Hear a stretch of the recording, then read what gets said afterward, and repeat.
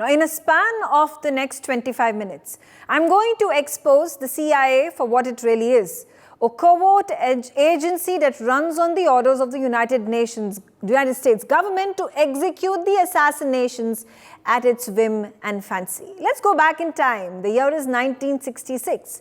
An Air India flight with Dr. Homi Bhabha, the father of Indian nuclear program aboard, mysteriously crashes into the Mont Blanc in France. Dr. Bhabha, along with the 116 others on board, died in the crash. Now, here's putting things in context.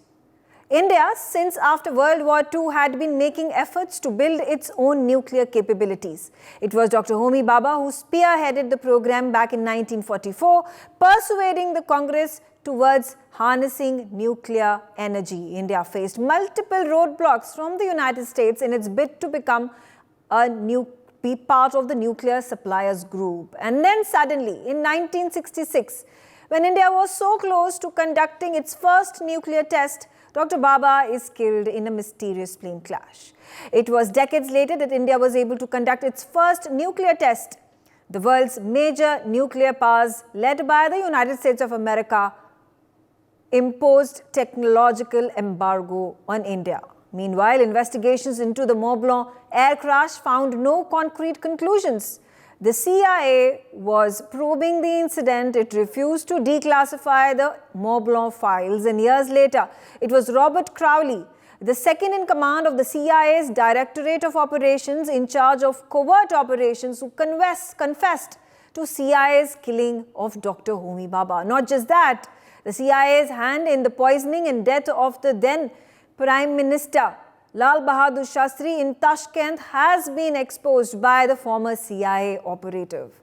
The CIA assassination number 3 of Qasem Soleimani, an Iranian general who was killed by an American drone strike near Baghdad International Airport in Iraq in 2020. He was traveling to meet the Iraqi Prime Minister when he was killed. The CIA refuses to accept any hand into the killing. I could go on and on. In fact, there was the invasion of Cuba that took place under Kennedy, and this was to deinstall the then leader of the communist regime in Cuba, Fidel Castro. I'm going to start my conversation over here. Joining me on the telecast, Ambassador Basuti Mukherjee.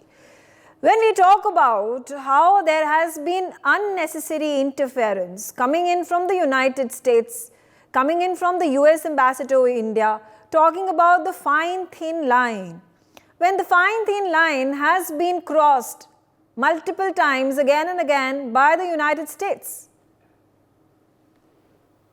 Thank you, Megha, for having me on your show. First of all, India has crossed no line, fine or otherwise. Political assassination is part of the dirty tricks of the CIA for decades now. You were talking about assassinations which directly concern India's security. Dr. Homi Bhabha, Lal Bahadur Ji, there have been a score of other assassinations across countries because for decades the CIA had a policy which they used to call our dictators, your dictators. That was in the time of the Cold War. Our bad guys are our good guys. Your bad guys are our bad guys, and they used to go after them to kill them.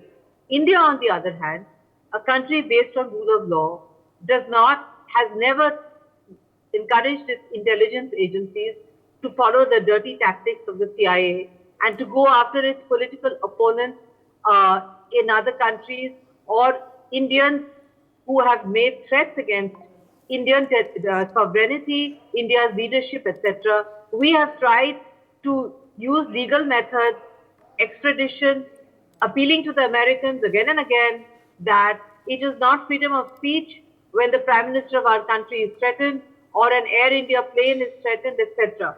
But I read through carefully what the American ambassador said, and I'm afraid I cannot be in agreement with him. He said that in his country, he once stood on a bridge and somebody was abusing Jews, and he's a Jew and he felt bad, but according to the laws of the United States, he could do nothing about it. But the person abusing Jews was not denying the Holocaust.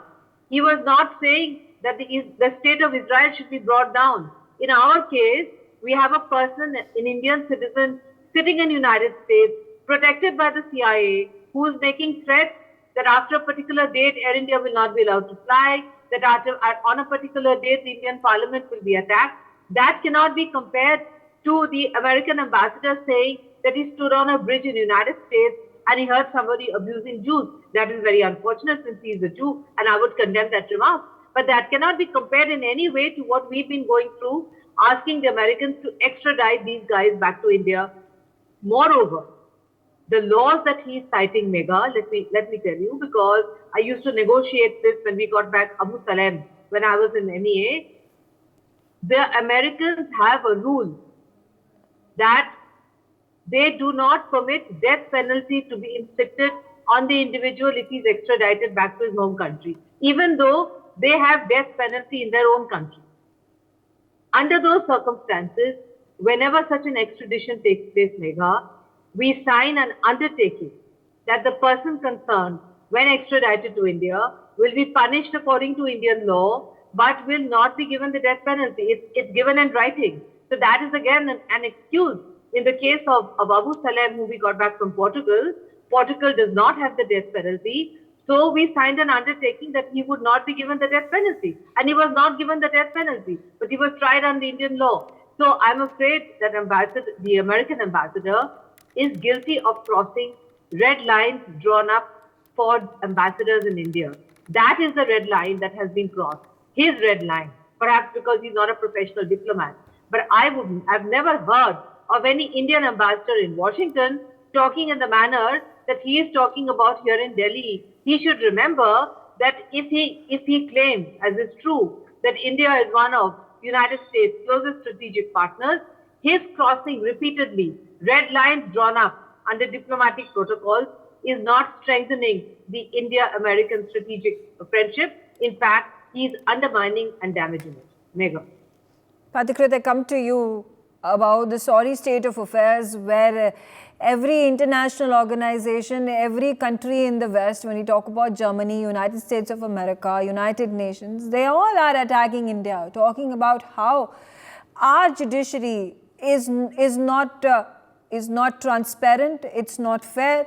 They are casting aspersions on our electoral process and on our democracy in a situation where India has never questioned what happens in United States of America, and it's a bloodbath. There have been numerous charges, indictments that have happened against the former president of United States of America. And when that happens, well, it's chest thumping by the politicians, talking about how, no matter how high a pedestal, no matter how important and integral a job title an individual has in the country, they are not above the law. So shouldn't the same argument be applied in India as well?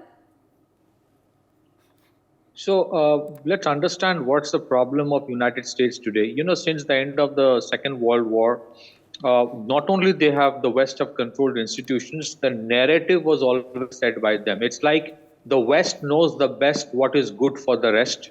It's like when the West goes to fight a war, it is for humanity. When the West goes and devastates and does genocide and does indiscriminate killing, it is for greater good of humanity, it is for democracy. But when somebody else does it, then it is something else.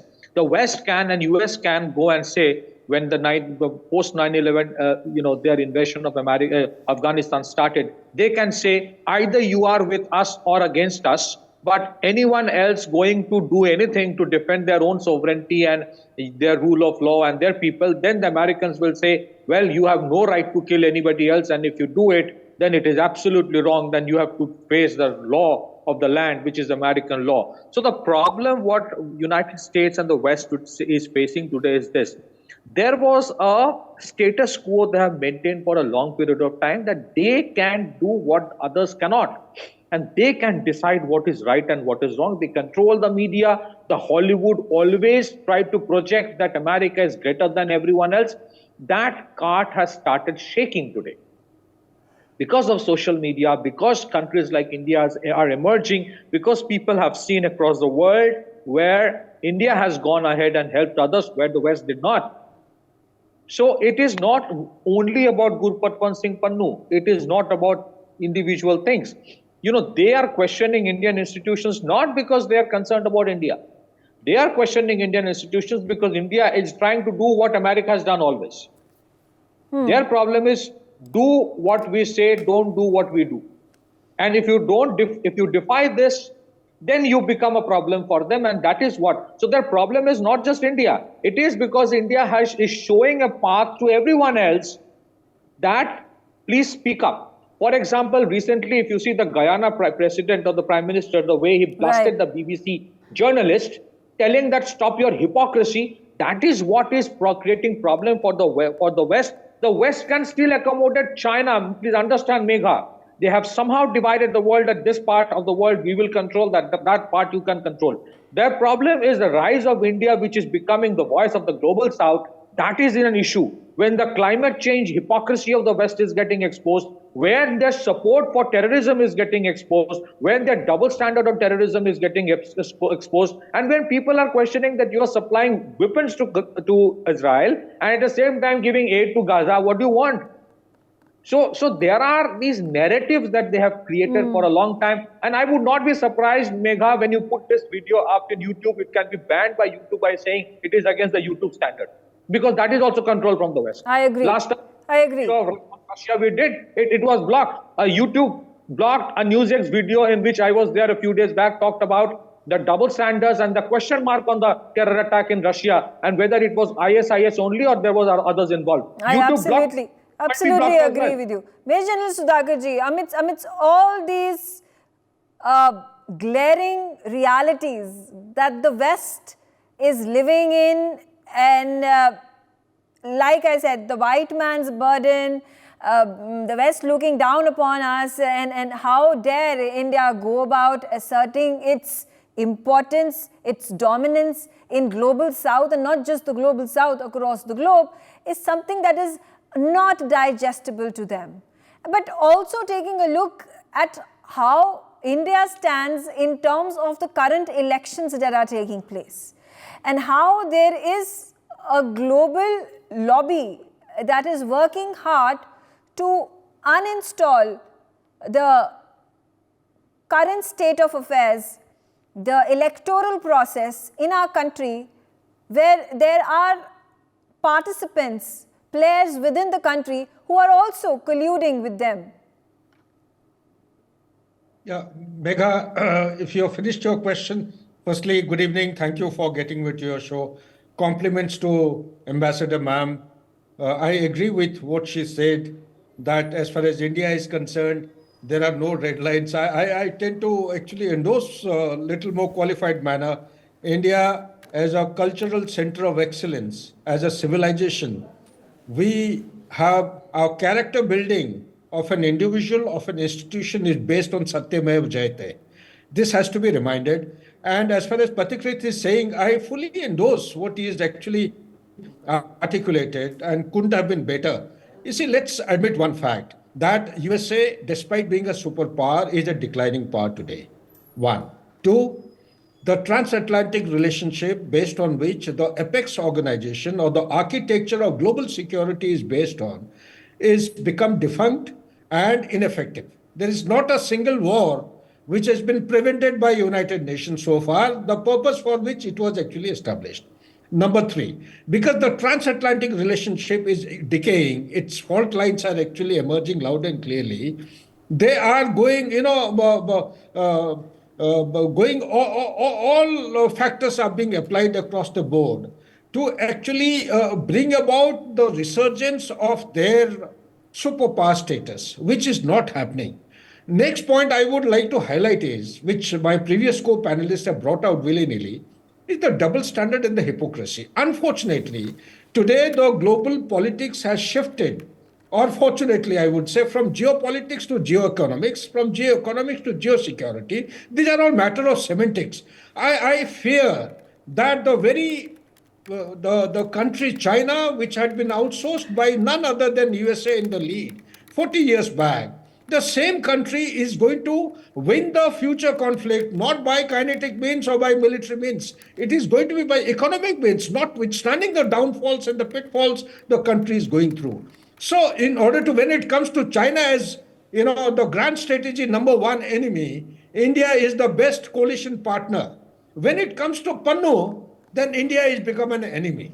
So these are the kinds of double standards we have to learn to live through. I won't call it as a new normal. I would call it as a old normal, which is carrying on since Cold War era 1.0. It will continue because these are the tools of statecraft for a superpower to remain or sustain itself or its supremacy for times ahead. Last but not the least, Megha, is that one point is very clear, that we have a governance which is delivering the governance down to the grassroots level, the best in the country, in the independent India.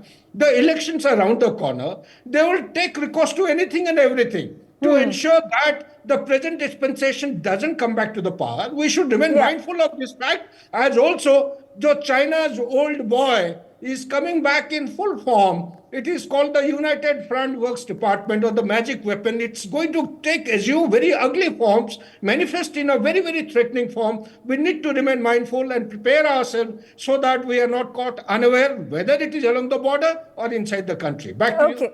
Okay, all right. Adit, I want to, focus on the specifics over here. And while we are going to talk about this hit jobs that are the pot shots that are taken by all these countries and organizations, and the larger picture and what is wrong with the world and the West particularly. Also the focus, and we keep talking about it, we have, spoken about it again and again to make a dent and to try to make a change. But why are we still not able to persuade United States and CIA to declassify the Homi Bhabha files? Why are we still not able to force the United States of America and persuade them that give us information about David Headley, the one who was orchestrating the 26/11 attacks? We have still not been able to find any answer to the mysterious death of Lal Bahadur Shastri and what involvement that CIA had in the death. So in all these instances, we have lagged behind. And while we keep raising the questions, the answers are very difficult to find. Thanks for having me, Megha. I think it's more likely that we will never get the answers to these compelling questions. Conversations with Crow, the book was, something that should have opened the Pandora's box, but it never did. If you hear Robert Crowley's argument in the book, which he's saying that, we nailed him, basically talking about Lal Bahadur Shastri, and then saying that, we could have toppled him in Vienna while talking about Homi Bhabha, and, but we decided to knock him off, just as when he was flying over Mont Blanc. So it's things like this which essentially points that, United States has this deep state which is absolutely heartless, and they're completely driven by their own interests and not by that of the global partners that they deem to, call them as strategic partners. But, someone should be standing up and showing the mirror to Eric Garcetti. I was quite appalled by the ANI interview. I was hoping that, more compelling questions would have been asked of him, and especially with regards to this red line, which he keeps I'm surprised and appalled that he was not summoned by the MEA. Yeah. Okay. But besides that, I think the witch hunt we have seen over and over again from the United States, whether it be with regards to how they essentially jeopardized the entire Middle East and threw them back into the Stone Age with regards to, the political and economic disaster that they've caused in Middle East with regards to their witch hunt that they essentially had due to the weapons of mass destruction, which was never found. But, just going back into other countries as well, sovereign states like Libya, Syria, Iran, Vietnam, Japan, they've gone ahead and they've intervened in all of these countries. So, the hypocrisy which the Americans demonstrate, it's flabbergasting that, nobody's actually being able to take them to task. Okay. From Fidel Castro to Gaddafi to the Serbian leader Milosevic, and of course Saddam Hussein, these were all leaders of other countries that they either toppled off, or they were in cahoots with other agencies to essentially topple them off. So hiding behind this garb of freedom of speech and expression and platforming, the likes of Pannu has gone too far. I think India needs to respond with more reciprocity. I think we should start hosting Indian American groups and the Texas separatists in Delhi and start having conversations with them now. Okay. Megha. Okay. Ambassador Mukherjee, quickly a word from you. Now, there are examples that were given by Adit as well, and how the CIA agencies, and you talk about the United States of America, in not curtailing wars, but pushing them. And that's what at this point of time is being seen in the Gaza aftermath that is taking place, where there are false promises, the vetoing that is happening in the United Nations. The US is talking one thing but doing another, and that has been the pattern.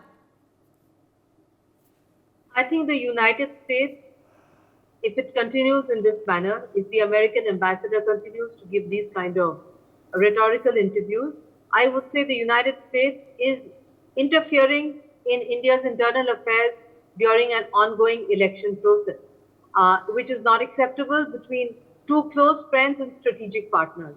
An ambassador of United States to India has no business to make such inflammatory remarks in the middle of an election campaign, a democratic election, which is going to take off very shortly. His remarks are inflammatory. His remarks can help the opposition to score points against the current government.